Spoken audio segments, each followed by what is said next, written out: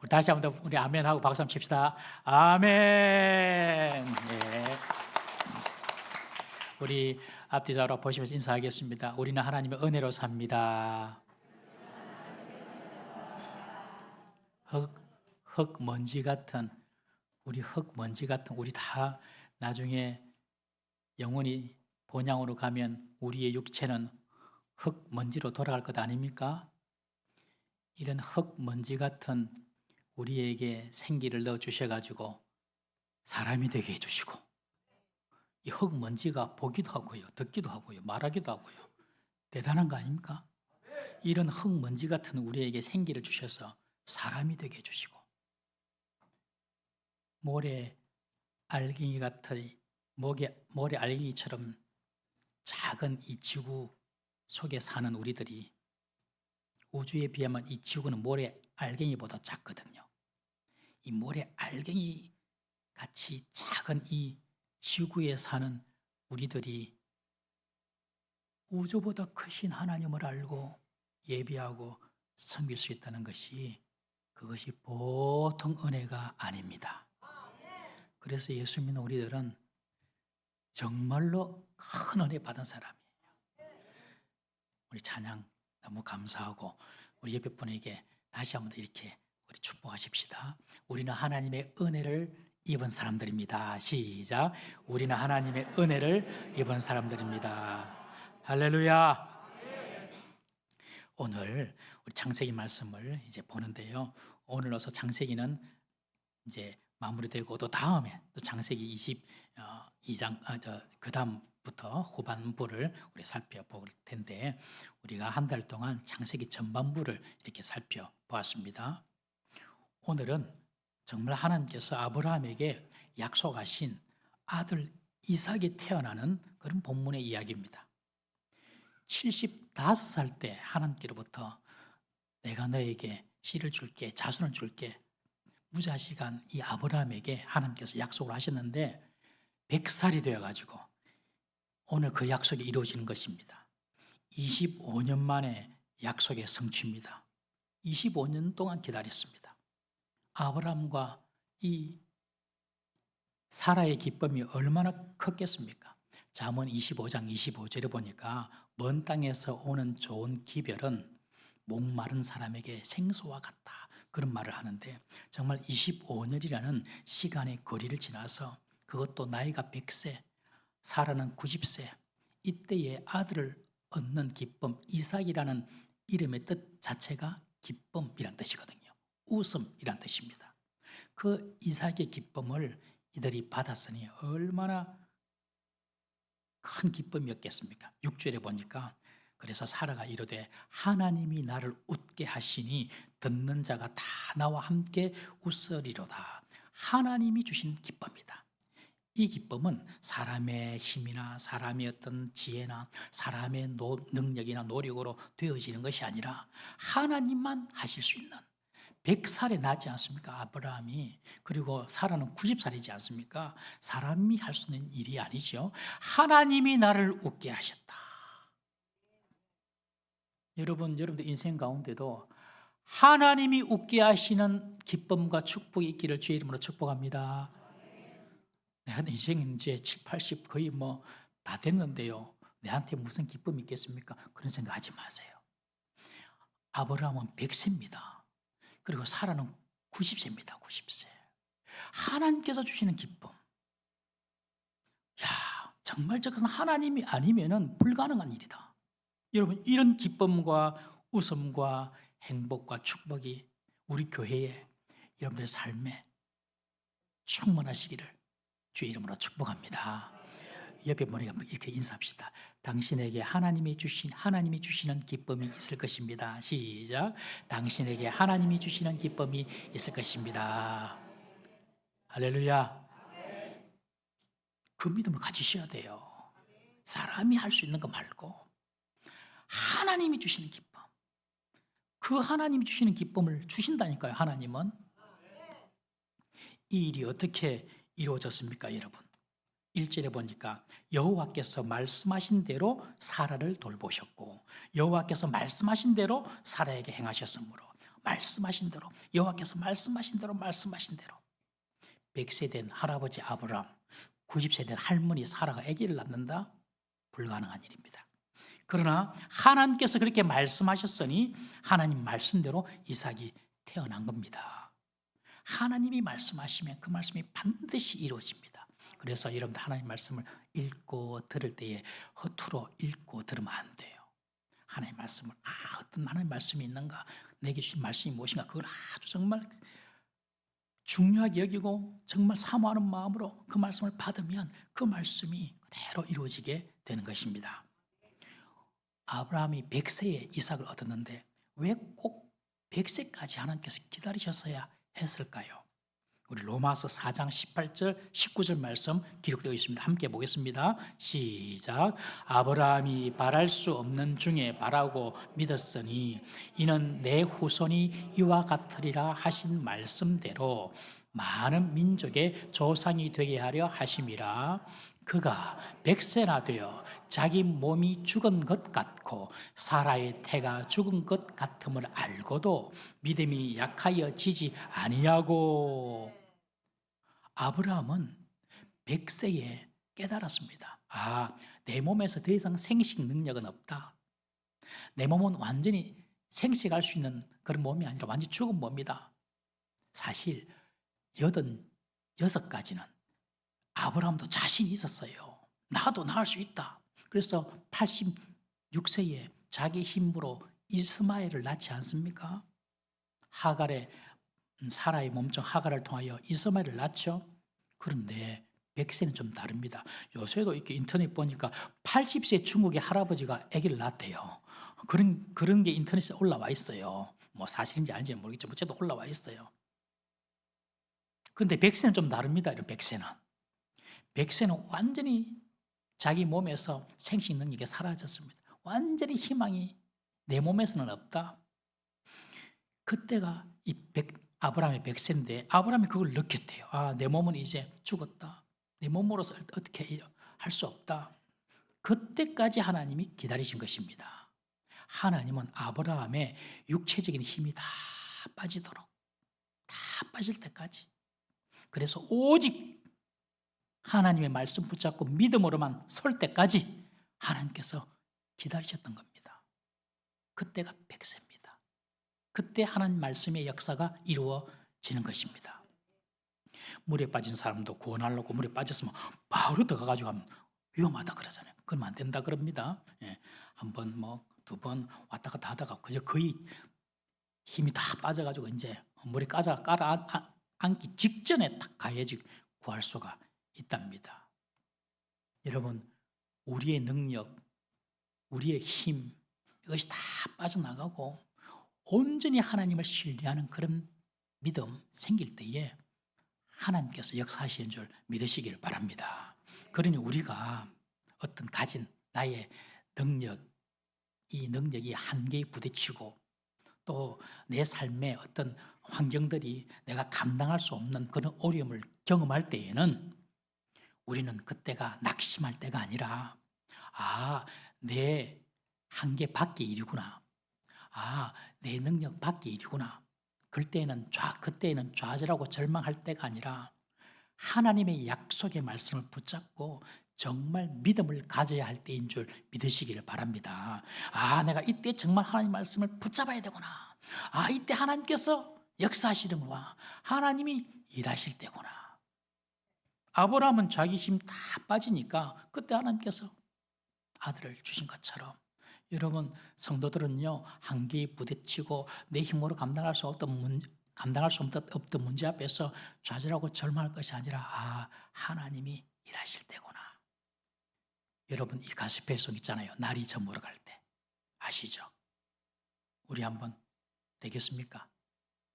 갑자기 해서 미안한데 날이 저물어 갈 때, 빈들에서 걸을 때, 그때가 하나님의 때, 내 힘으로 안 될 때, 빈손으로 걸을 때 내가 고백해, 여호와 이래, 주가 일하시네, 주가 일하시네. 주를 신뢰하며 걷는 자에게 광야에서 아무것도 없어요.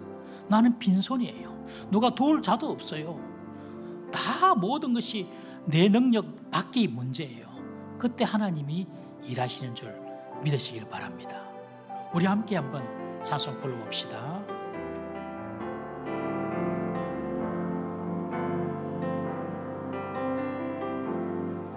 날이 저물어갈 때 빈들에서 걸을 때 그때가 하나님의 때 내 힘으로 안 될 때 빈손으로 걸을 때 내가 고백해 여호와 이래 주가 일하시네 주가 일하시네 주께 아끼지 않는 자에게 주가 일하시네 주가 일하시네 신뢰하며 걷는 자에게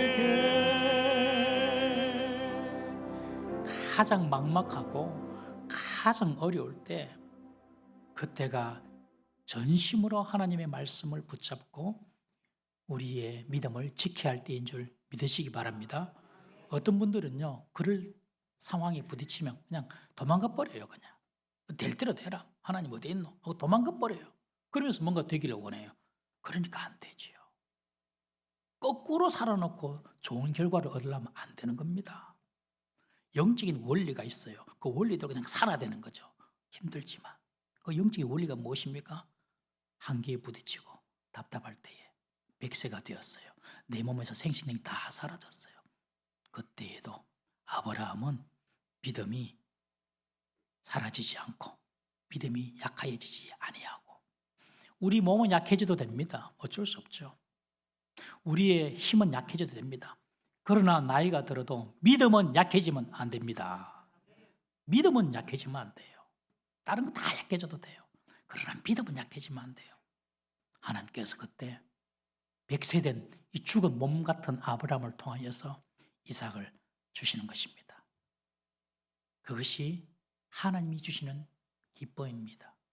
그러니 하나님이 주시는 기쁨을 누리려면 한번 내가 아브라함의 몸처럼 죽어지는 그런 경험을 통과해야 되는 거죠. 그때에 와, 이것은 하나님 주신 것이다. 여러분, 우리 인생 가운데 이런 기쁨이 몇 분이나 될까요? 남은 인생 가운데 이렇게 하나님이 주시는 기쁨 누릴 수 있기를 주의 이름으로 축복합니다. 그런데 이 기쁨이 어떻게 이루어집니까? 2절에 보니까요, 사라가 임신하고 하나님이 말씀하신 시기가 되어 그렇게 2절은 기록하고 있습니다. 하나님의 말씀이 성취되는 시기, 그 시기 때 그 타이밍이 있다는 것입니다. 나의 때, 나의 타이밍과 다를 수 있습니다, 여러분. 그러나 끝까지 인내하며 믿음으로 기다리는 것입니다. 믿음이 없으면 못 기다립니다. 기다리지 못하는 사람은요, 하나님의 축복을 받을 수가 없습니다. 농부도 봄에 씨를 뿌리면 가을이 올 때까지 기다립니다. 정말 포기하고 싶을 때 있죠. 하나님 말씀보다도 정말 그냥 세상적인 방법대로 살고 싶을 때가 있죠. 그러나 그때 더 포기하면 안 됩니다. 하나님 말씀 붙잡아야 됩니다. 웨이트 트레이닝 하시는 분들 이야기 들어보면 근력이 언제 붙냐면 정말 한 번 더 하기 힘들 때 아령을 들든지 뭐 역기를 들든지 한 번 정말 더 하기 힘들 그때 한 번 더 하면 그게 근력이 된답니다. 그러니 정말 포기하고 싶을 그때 포기하지 않고 하나님의 말씀 붙잡고 서는 것, 인내하는 것, 하나님의 때가 이루어질 때까지 기다릴 수 있는 것, 그런 사람들만 하나님이 주시는 기쁨을 맛볼 수가 있는 것입니다. 우리 갈라디아서 6장 9절 말씀 한번 읽어보겠습니다. 갈라디아서 6장 9절 시작. 우리가 선을 행하되 낙심하지 말지니 포기하지 아니하면 때가 이름에 거두리라. 포기하지 않으면 때가 이르면 거두리라. 포기는 배추 셀 때나 쓰는 단위라면서요. 배추 셀 때나 한 포기도 포기하지 인생에 쓰면 안 됩니다. 옆에 분에게 한번 축복합시다. 인생의 포기라는 단어 쓰면 안 됩니다. 시작. 인생의 포기라는 단어 쓰면 안 됩니다. 때가 이름에 거두리라. 여러분 지금 기도하시고 선한 일을 하시는 것 있습니까? 하나님이 때가 이르면 거둡니다. 그때까지 기다리셔야 됩니다. 인내해야 됩니다. 하나님이 말씀하신 시기가 돼요. 여러분 사라의 웃음의 그 인생, 하나님이 주신 기쁨이구나. 사람이 줄 수 없는 하나님이 주신 이 기쁨, 이런 인생이 되는 것은요 쉬운 것이 아닙니다. 잘 기다려야 됩니다. 잘 인내해야 됩니다. 그런 사람에게만 주시는 하나님의 축복과 보상인 것입니다. 여러분 하나님 말씀을 신뢰하고 하나님의 때를 잘 기다릴 때 하나님은 우리가 사람이 줄 수 없는 그런 기쁨을 맛보게 해주실 줄 믿으시기를 바랍니다. 정말 이런 기쁨을 우리 인생을 살아가면서 맛보았으면 좋겠습니다. 그래서 이삭을 낳지 않습니까? 이제 이삭이 자랍니다. 이삭이 젖을 떼고 아브라함은 성대한 잔치를 베풉니다. 유대 전통에 따르면 젖을 뗄 때에는 큰 잔치, 경산날로 여겼습니다. 유대인들은 아이에게 젖을 우리처럼 1년, 보통 1년 첫 돌 때문에 젖 뗄죠. 그렇게 되는 것이 아니라 유대인들은 3년, 4년 동안 젖을 먹인답니다. 유대 사회는 목의 사회므로 엄마가 아이를 더 많이 품고 아이와 그렇게 시간을 많이 보낸다 하거든요. 그러니 지금 이삭의 나이가 한 3살, 4살 정도 된 나이입니다. 그리고 젖을 떼고 많은 사람들에게 이것을 축하하기 위하여서 잔치를 벌이는 것입니다. 그런데 오늘 본문에 보면 그 잔치에 동참하지 못한 사람이 2사람이 있습니다.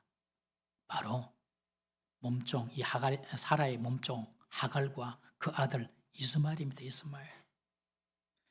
이스마엘은 이 잔치가 지금 기쁠 수가 없어요.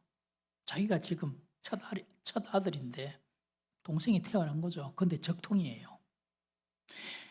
이스마엘에게 이삭은 라이벌로 여겨집니다. 이삭이 없을 때는 그래도 아버지가 자기만 사랑했는데 이제 이삭이 태어나니까, 그리고 그것이 적통이니까 이삭이 자신의 앞길이 막막해 보였을 것입니다. 여러분들이 이스마엘이라면 이때 어떤 행동을 취하시겠습니까? 강력한 라이벌 이삭이 태어난 거예요. 어떻게 하시겠습니까? 이스마엘 입장에서는 이삭이 사라졌으면 좋겠다 이런 생각을 했을 겁니다. 여러분 그러나 사람을 라이벌로 삼지 마십시오. 다 헛된 겁니다. 이 이스마엘은 이삭을 라이벌로 삼았어요. 어떻게 행동합니까 여러분? 이삭을 희롱했다고 합니다. 여러분 이 이스마엘의 이름의 뜻이 무엇입니까? 하나님이 고통을 들으신다, 하나님이 들으신다라는 뜻입니다. 얼마나 이름이 좋습니까? 이 이름이 어떻게 생겨났습니까? 이스마엘의 어머니 하갈이 이스마엘이 임신하니까 자기가 좀 뭔가 된 것처럼 느껴졌나 봅니다. 그러니까 주모인 안주인인 이 사라를 괄시합니다. 사라가 화가 납니다. 그래가지고 이 하갈을 학대합니다. 그 학대를 이기지 못해서 가출합니다. 임신한 채로 광야로 가출합니다. 광야로 가출해서 어떻게 삽니까? 그리 슬피 울고 있으니까 하나님이 나타나셔서 하갈아 집으로 돌아가라. 돌아가서 아이를 낳아라. 그리고 그 이름을 이스마엘이라 해라. 내가 네 아들을 큰 민족 만들어 주겠다. 나는 너의 고통을 듣는다. 나는 너의 소리를 듣는다. 이 말이 이스마엘입니다. 그러니 이스마엘이 태어나면서 내 이름이 왜 이스마엘인고 이거 알았지 않겠습니까? 엄마를 통하여서. 그러면은 이런 상황에서 이제 지금까지 잘 살아왔는데 이삭이 태어나가지고 젖을 때는 이런 잔치를 하는 이 마당에 이스마엘은 어떻게 행동을 취해야 됩니까? 하나님이 나의 고통을 들으신다고, 하나님 내 기도를 좀 들어주세요. 내 상황이 이렇습니다. 내가 어떻게 해야 됩니까? 이렇게 반응하고 이렇게 하나님을 찾아야 되지 않겠습니까? 근데 이스마엘은 그렇지 않습니다. 잘못된 반응을 나타냅니다. 그것이 바로 이삭을 놀리는 겁니다. 성경에 보니까 놀린다. 우리 한글 성경에는 놀린다. 근데 이 히브리는 차하크라는 그런 단어를 쓰고 있는데 이 단어는 단순히 놀리는 행위가 아니라 어떤 성적인 폭행과 폭력이 동반된 그런 조롱입니다. 갈라디아서 4장 29절에서는 이렇게 표현합니다. 이스마엘이 이삭을 박해하였다. 그러니 단순한 조롱이 아니라 폭행과 폭력이 동반되는 그런 조롱, 그것도 성적으로. 이때 이삭의 나이가 한 3살, 4살 좀 됐으니까 이스마엘은 이삭보다 14살이 많거든요. 그러니 이 이스마엘의 나이는 17살, 18살 됐습니다. 다 큰 어른입니다. 다 큰 어른이 3살짜리, 4살짜리를 어떻게 함부로 하면 어떻게 되겠습니까? 죽을 수도 있습니다. 목숨을, 생명을 취할 수도 있어요. 그걸 누가 봤습니까? 이삭의 어머니 사라가 본 것입니다. 아, 저거 가만 놔두면 안 되겠다. 나중에 무슨 사단이 일어나겠다. 딱 사라가 감지를 하고 아브라함에게 달려가서 하갈과 그의 아들을 내쫓아라 라고 말합니다. 이스마엘도 아브라함의 아들이지 않습니까? 그런데 사라가 와서 내쫓아라니까 얼마나 마음이 아팠겠습니까? 그래서 11절에 보니까 이 일이 아브라함에게는 매우 근심이 되었다, 그렇게 말을 합니다. 아브라함이 주저하고 있었던 것입니다. 이때 하나님이 아브라함에게 사라의 말을 들으라 라고 명령합니다. 하나님께서 아브라함에게 이스마엘에 대하여 말하기를 내 아이라고 하면 내 아이. 그리고 하갈은 뭐라고 하냐면 내 여종이라고 합니다. 하나님께서 아브라함에게 이스마엘에 대하여 내 아이라고 말한 것은 무슨 말이냐면 아브라함이 그만큼 이스마엘을 자기 진짜 아들로 생각하고 있었다는 것입니다. 그런데 이런 아들 이스마엘을 떠나보내야 하니까 이 아브라함 마음이 얼마나 아프겠습니까? 하나님께서 그때 아브라함을 위로해 주십니다. 아브라함, 이스마엘 쫓아보내라. 그러나 내가 그 아이를 축복하고 그 아이들이 큰 민족이 될 것이다 라고 아브라함을 위로해 주십니다. 여러분, 친아버지라도 자녀를 어찌하지 못할 때가 있습니다. 친아버지라도 어떻게 자녀를 이렇게 간수하지도 못하고 그리고 자기가 지켜주지도 못하고 떠나보내야 할 때도 있습니다. 그러나 우리 하나님은 결코 우리를 버리지 않으시고 우리 하나님 아버지는 반드시 우리를 지키시고 우리를 보호하시고 축복해 주십니다. 육신의 아버지가 하지 못하는 것을 우리 하늘 아버지는 다 하시는 것입니다. 내가 그 이스마엘을 책임질게, 아브라함에게 그렇게 하나님께서 약속해 주셨어요. 그래서 아브라함은 가나안 약속을 말씀을 믿고 하갈과 이스마엘을 집에서 쫓아냅니다. 집에서 쫓겨난 하갈과 이스마엘은 남방 브엘세바 광야까지 걸어가다가 거기서 방황하고 맙니다. 길을 잃어버립니다.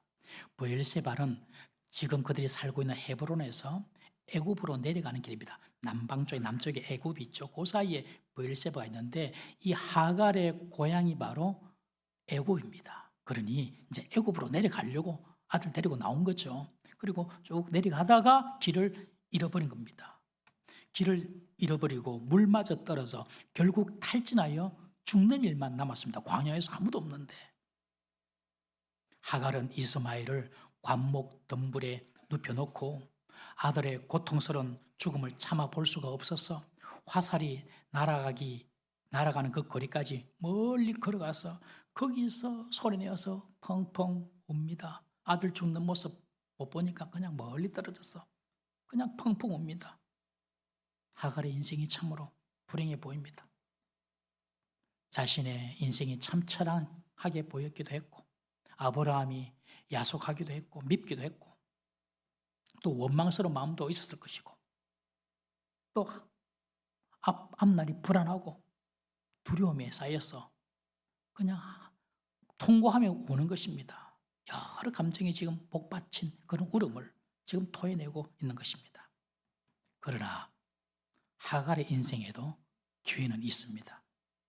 하나님께서 하갈의 통곡의 눈물과 이스라엘의 죽어가는 시름의 소리를 들으신 것입니다. 우리 17절 말씀 한번 읽어보겠습니다. 17절 시작. 하나님이 그 아이 소리를 들으셨으므로 하나님의 사자가 하늘에서부터 하갈을 불러 이르시되 하갈아 무슨 일이냐 두려워하지 말라 하나님이 저기 있는 아이의 소리를 들으셨나니 이 이스마엘이 덤불숲 위에서 죽어가면서 신음소리로 하나님을 찾은 것 같아요. 그리고 이 하갈도 그냥 통곡하면서 우는 소리를 하나님이 들으셨어요. 그리고 사자를 보내셔서 하나님께서 지금 살 길을 열어주시는 것입니다. 하나님은요 눈물에 약합니다. 이 사실을 꼭 기억하십시오. 하나님은 눈물에 약합니다. 우리가 눈물로 드리는 기도를 하나님은 다 들어주시고 응답하십니다. 사람에게 올 필요는 없어요. 그러나 하나님께 나아갔을 때는 여러분들 간절한 기도의 손을 가지고 기도할 때에 하나님께서 그 기도를 반드시 들으십니다. 예수님께서도 말씀하셨잖아요.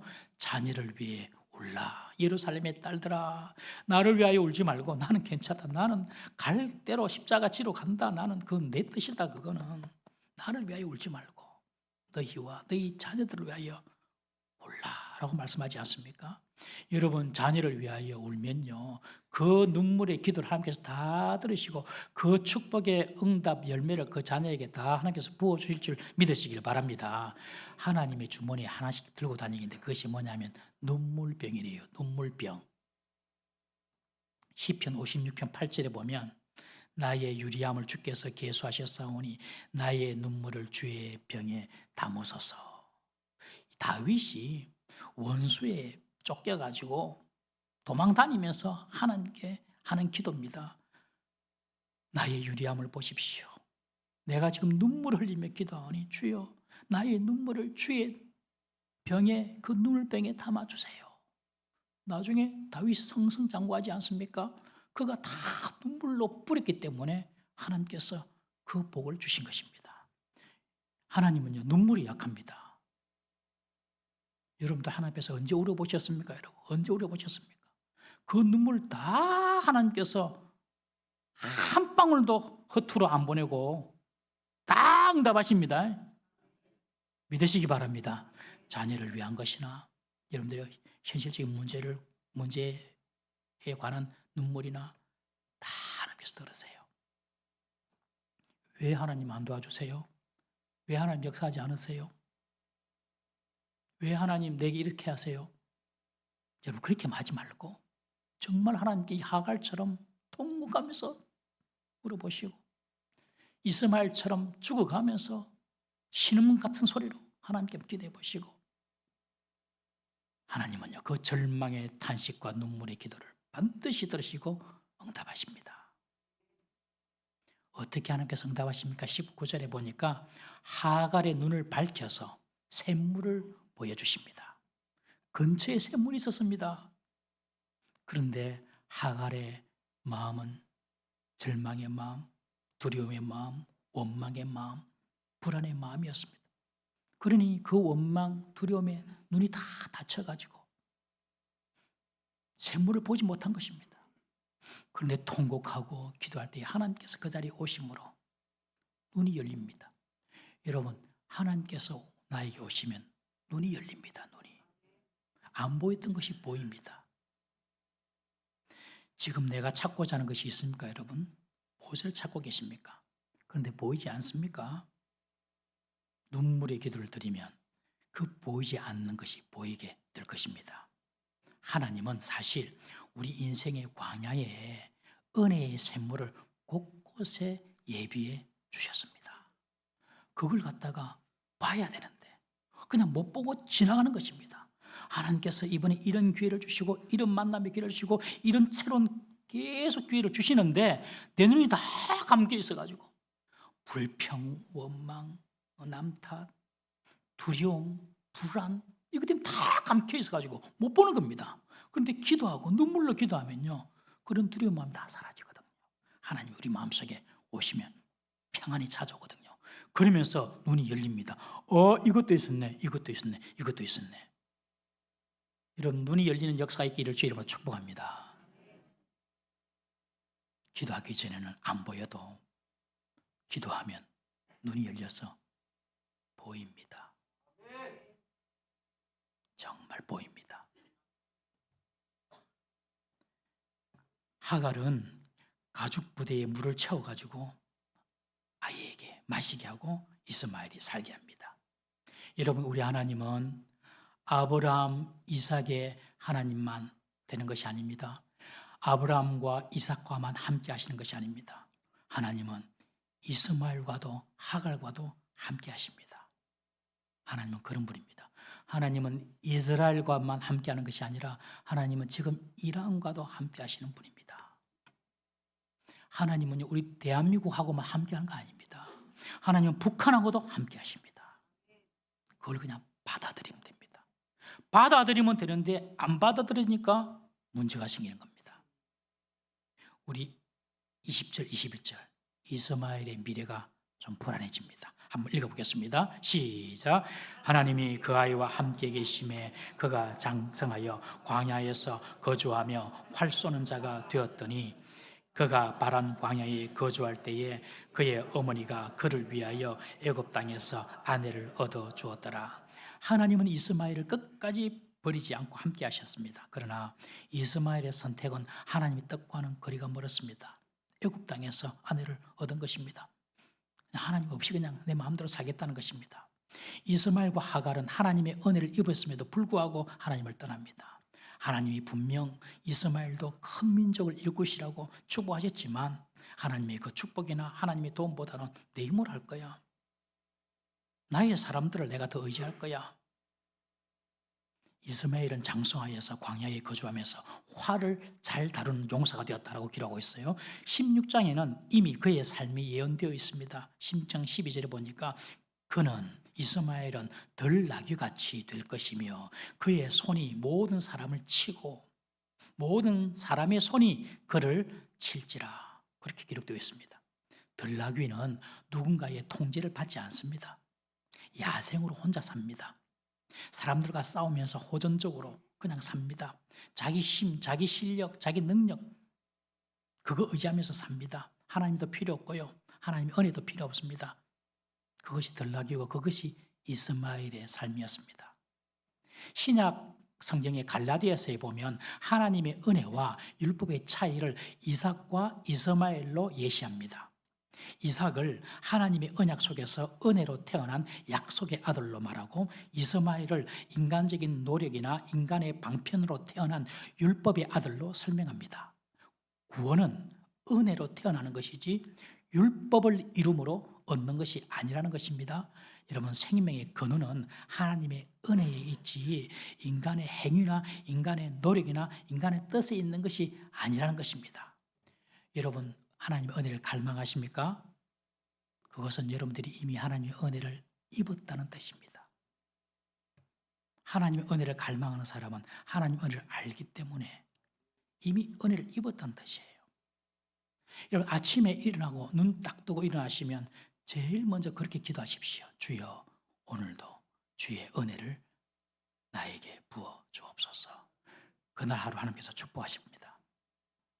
내일부터 해보세요. 내일부터 눈 뜨고 아침에 딱 일어나면 주여, 오늘도 주의 은혜를 내게 부어 주옵소서. 짧은 10초도 안 되는 기도지만 하나님께서 딱 그 기도 들으시고 은혜를 부어주십니다. 그런데 은혜를 모르는 사람은 그런 기도 할 줄도 모릅니다. 그냥 내 건강으로 내 힘으로 살지요. 지난주 월요일 화요일까지 쌩쌩했는데 제가 수요일 새벽부터 갑자기 고일 나가지고 40도까지 올랐어요. 내일 일을 알지 못한 것이 우리 인생입니다. 무엇을 내가 지금 붙잡고 있습니까, 여러분들? 그거 다 헛다리입니다. 여러분, 부러진 지팡이입니다. 여러분, 상한 갈대입니다. 제발 하나님 말씀 믿음을 붙잡고 살아야 합니다. 그래서 하나님 은혜를 아는 사람은 주여 나에게 은혜를 주십시오. 하나님은 그런 자를 결코 버리지 않고 홀로 내버려 두지 않습니다. 진짜입니다. 진짜입니다.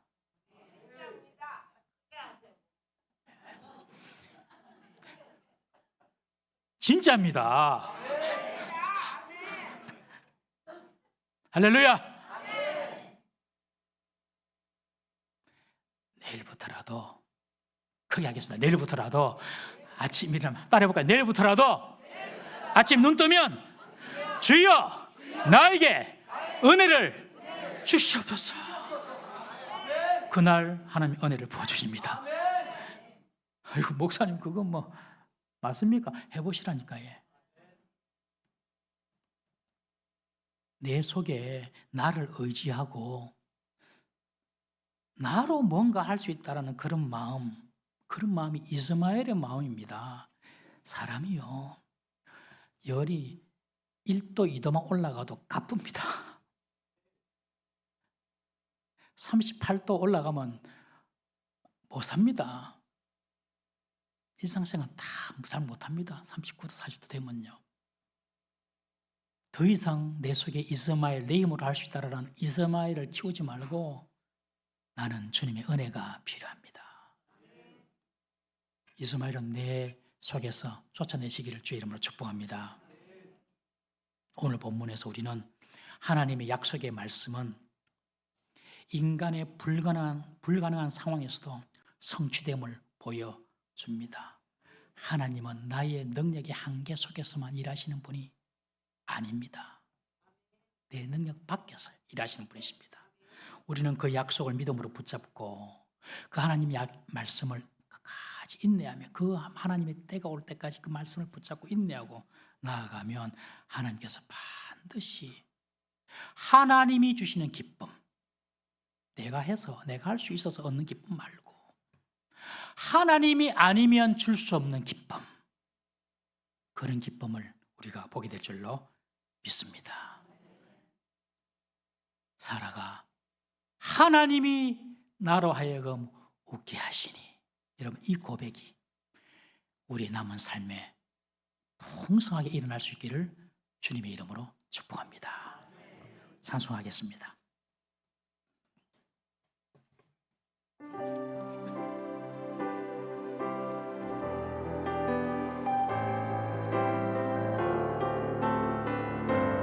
말씀 앞에서